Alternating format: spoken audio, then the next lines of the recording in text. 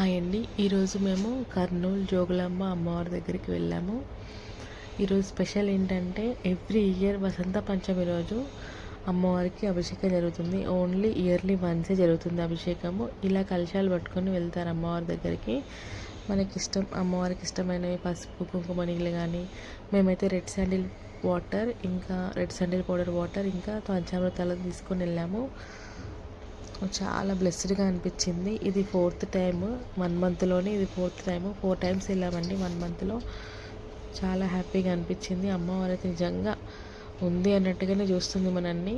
అలా ఉంటుందండి ఫేస్. మీరు ఎవరైనా వెళ్ళారా, అలా అబ్జర్వ్ చేశారా?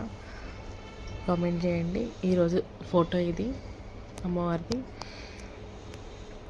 చాలా పీస్ఫుల్గా ఉంటుందండి. ఎంత క్రౌడ్ ఉన్నా కూడా ఇక్కడికి వస్తే చాలా పీస్ఫుల్గా ఉంటుంది. తప్పకుండా మీకు వీలైనప్పుడు విజిట్ చేయండి. చాలా పవర్ఫుల్ టెంపుల్.